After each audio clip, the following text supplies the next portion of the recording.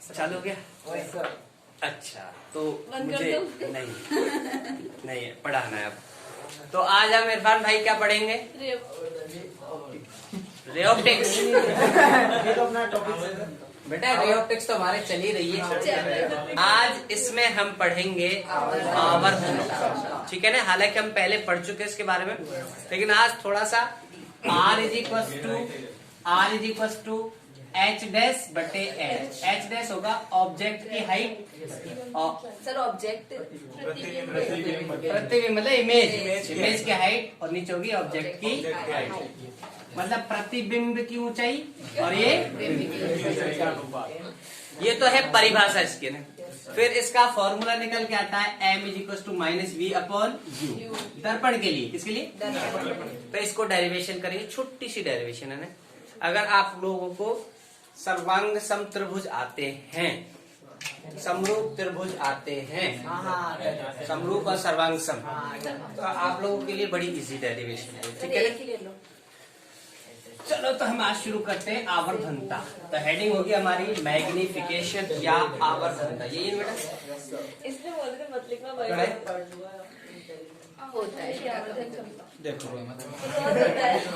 बात नहीं आवर्धनता, आवर्धन क्षमता कहो, आवर्धन क्षमता कहो या आवर्धनता कहो, ठीक है ना। एक ही मतलब है दोनों। मैग्निफिकेशन पावर, मैग्निफिकेशन, ठीक है ना। मैग्निफिकेशन पावर कैसे निकालेंगे हम लोग? सबसे पहले इस चीज का मतलब क्या है कि किसी दर्पण की मैग्निफिकेशन पावर कितनी है, ठीक है ना। इसका मतलब है कि वो दर्पण किसी बिंब को, किसी ऑब्जेक्ट को, किसी वस्तु को कितना बड़ा करके बना रहा है, या कितना बड़ा दिखा पा रहा है वो, या कितना छोटा दिखा पा रहा है। दोनों है इसके अंदर। मतलब कोई ऑब्जेक्ट है तो जो ऑब्जेक्ट का प्रतिबिंब बना है, उसकी जो इमेज बनी है, वो इमेज ऑब्जेक्ट से, वस्तु से कितना बड़ा है या कितना छोटा है, कितना मैग्नीफाई हुआ है या कितना डिमिनिश्ड हुआ है। डिमिनिश्ड मतलब छोटा। क्लियर है क्या? वो जो क्षमता है, उसकी जो पावर है या उसकी वो जो प्रॉपर्टी है, वो कहलाएगी आवर्धन क्षमता। क्लियर है? इसको हम m से लिखेंगे। किसे लिखेंगे? m से, ठीक है ना, m। और अगर हम इसके आशय पे जाएंगे, इसके अर्थ पे जाएंगे, तो मतलब क्या है? किसी दर्पण द्वारा बिंब का प्रतिबिंब कितना बड़ा या कितना छोटा बनाया गया है। किसी दर्पण द्वारा बिंब का जो प्रतिबिंब है, मतलब ऑब्जेक्ट का जो इमेज है, वो कितना उसने छोटा बनाया या कितना उसने बड़ा, उसका फोटो। क्लियर है क्या? ये तो अपन को समझने के लिए। बाकी इसकी परिभाषा क्या है? परिभाषा देंगे हम इसके सूत्र से। तो आवर्धन क्षमता m बराबर कहलाता है प्रतिबिंब की हाइट, मतलब इमेज की हाइट, प्रति बिंब की ऊंचाई बटे बिंब की ऊंचाई, ठीक है ना। और आपको पता है बिंब की ऊंचाई अगर h है, तो हम इसको h डैश मान लेते हैं। क्या प्रॉब्लम है? ठीक है ना। क्लियर है क्या? हाँ भाई साहब, ठीक है ना। लिख लेना बाद में, पहले समझ थोड़ा इस चीज का फील तो ले लो। क्लियर है? तो m बराबर होगा h डैश बटे, मतलब I अपॉन, ठीक है ना, I upon height of image, height of object, h dash मतलब। क्लियर है ना? ठीक है, ये तो परिभाषा है। अब ऐसे बोल सकते हैं आप लोग, प्रतिबिंब की ऊंचाई और बिंब की ऊंचाई का अनुपात आवर्धनता सूत्र है, ऐसे बोल सकते हो। क्लियर है?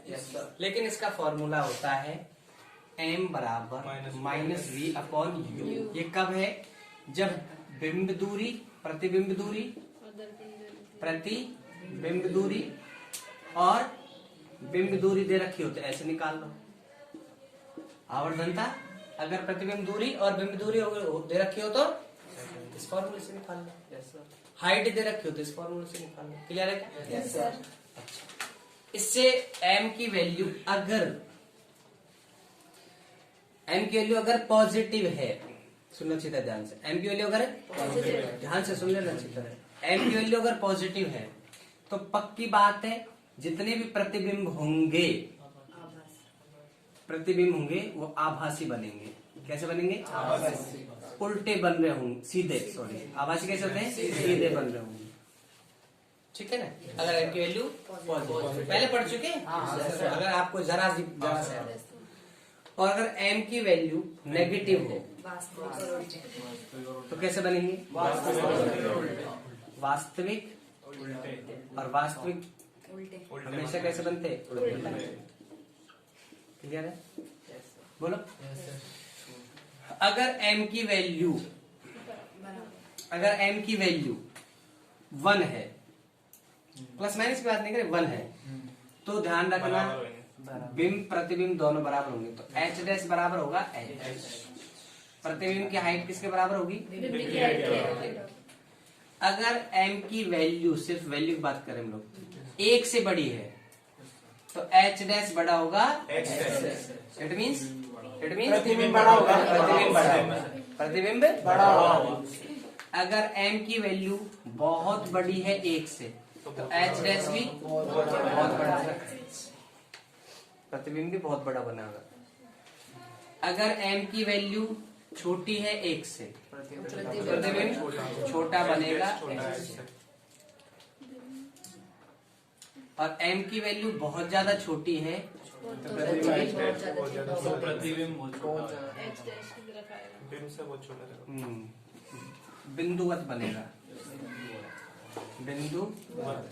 ठीक है ना, पॉइंटेड बनेगा। क्लियर है? Yes sir. इतना उतारो।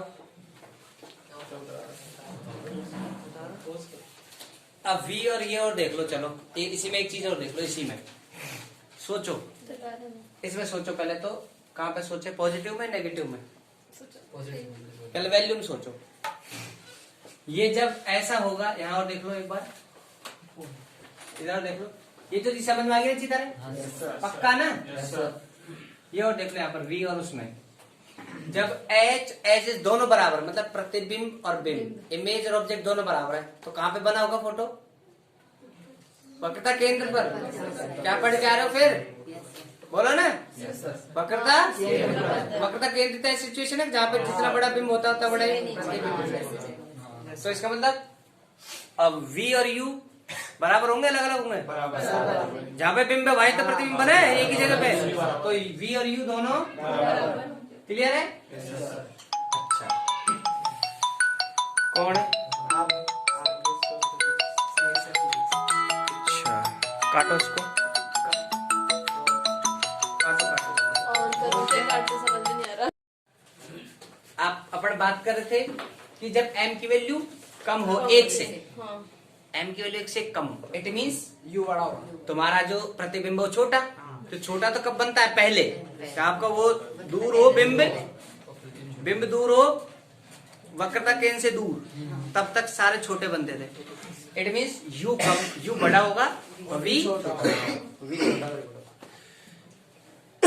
क्लियर है? yes, अच्छा, अब हम ये वाला फॉर्मूला निकालेंगे, ये वाला, ये तो परिभाषा से ये वाला फॉर्मूला हमारे पास कैसे आया, तो इसके लिए हम छोटी सी डेरिवेशन करेंगे, ठीक है ना? ज्यादा बड़ी नहीं, बिल्कुल छोटी है, बस थोड़ा सा समरूप वगैरह कुछ ऐसा आना चाहिए त्रिभुजों के बारे में, बाकी कोई प्रॉब्लम नहीं।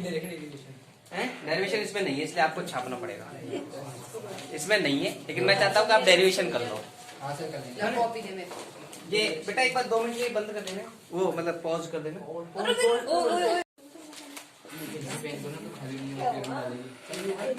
भाई, चालू कर दे, हो गया चालू? चलो देखो डेरिवेशन कैसे करने वाले। डेरिवेशन करेंगे क्या कि आवर्धन क्षमता या आवर्धनता m बराबर होता है माइनस का v अपॉन u, ये हम प्रूव करना चाहते हैं, ठीक है ना? तो इसलिए तो बैठिए बैठे बैठे इसमें डाल दें। है ही नहीं।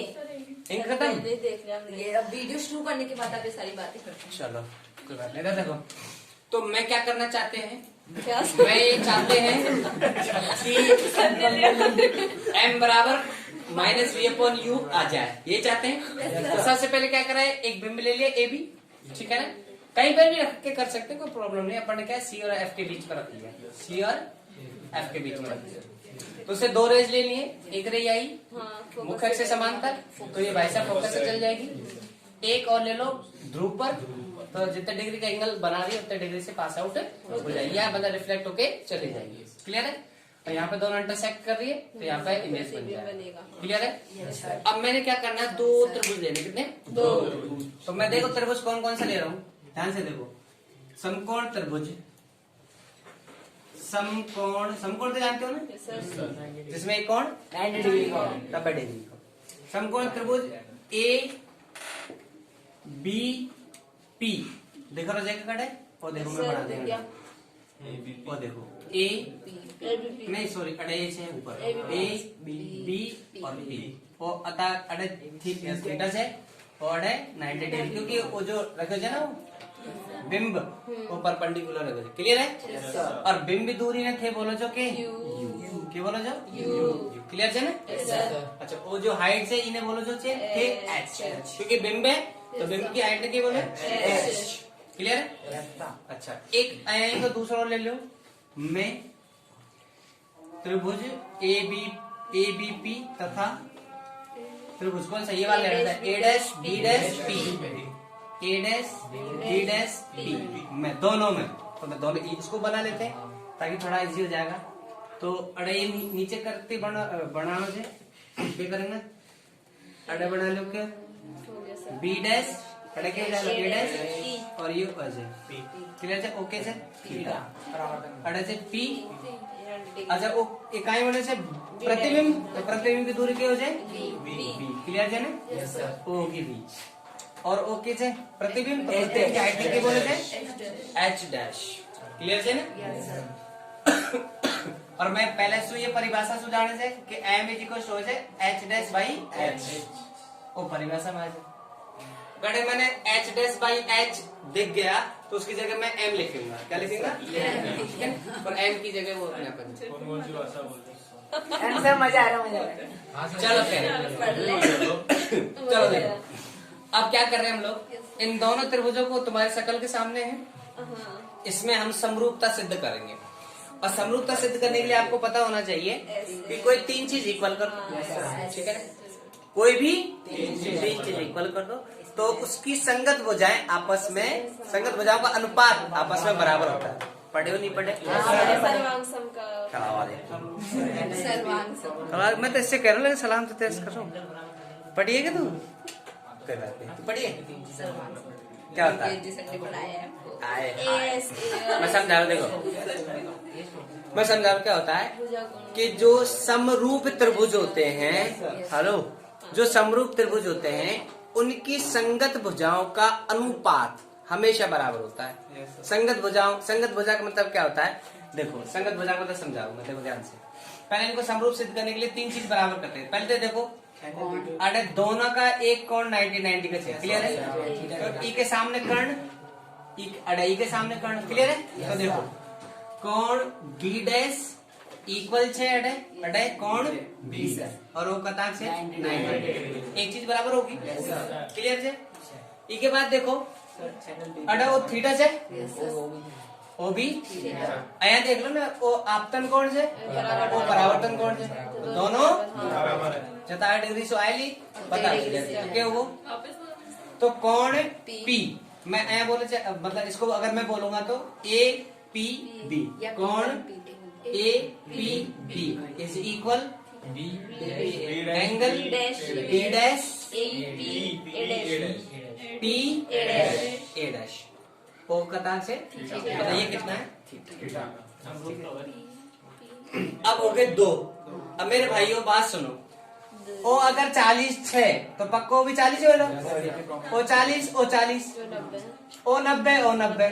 अरे देखो पहले ओ 40 ओ 90 कतार को दोनों ये 50 90 40 130 और कताक बच को 50 बोलो 50 बच को ना सीधा लिख दो ना। और वैसे भी 90 माइनस थीटा होगा नहीं होगा ये Yes, sir. यही समझ में Yes, sir. भाई एक मिनट सुनो ये नियम होता ही नहीं है ना। क्या दो ही एंगल तो होता ही नहीं है। एंगल एंगल एंगल समकोण त्रिभुज में दो ही रहते हैं। समकोण त्रिभुज में समरूप में होता है सर। समकोण त्रिभुज में समकोण त्रिभुज में क्या क्या कर आता सकते हैं? सर्वांगसम में ये नियम नहीं होता। सर्वांग सम नहीं समरूप समरूप में सर वैसे हो गए फिर तो दो ही रहता है कैसे? ना। दो ही करके रहता है ना बस। दो ही दो चीज हाँ, तो तीसरी अपने आप हो रही है वही तो बता रहा हूँ मैं हाँ, वही तो बात। समझा रहा हूँ कि तीन चीज अपने तीसरी तो अपने आप ही हो रही है Yes, sir.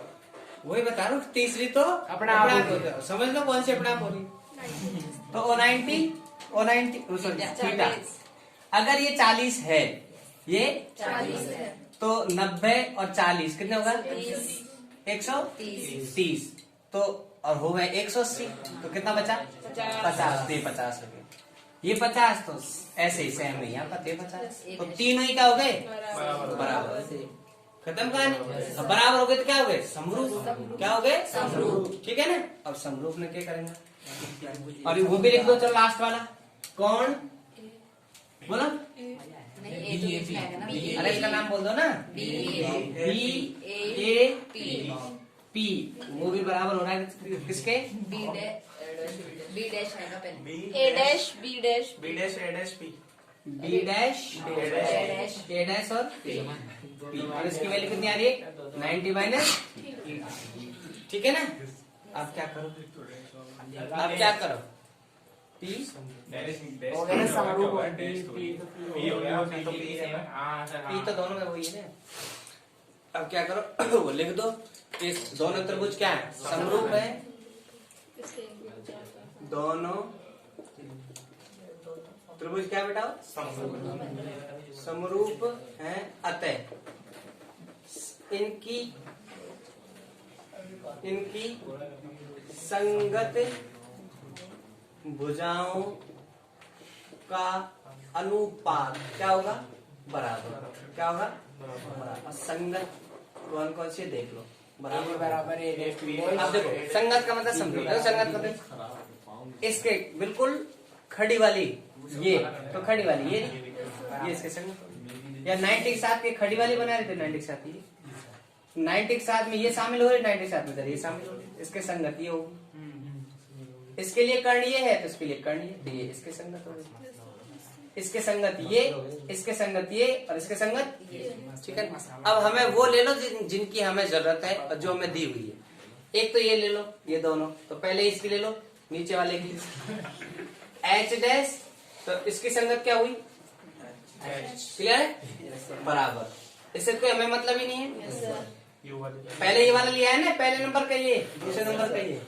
तो पहले एच डैश लिया तो इसके संगत हुआ एच इधर आओ इसके कौन है बी ये वाला तो इसमें कौन है वी इसका यू लेकिन देखना पड़ेगा प्लस माइनस का और चक्कर देख लो फटाफट ये दूरी हम ऐसे नाप रहे हैं तो ये होगा माइनस का माइनस यू माइनस का प्लस का हो जाएगा माइनस का होगा ही नहीं।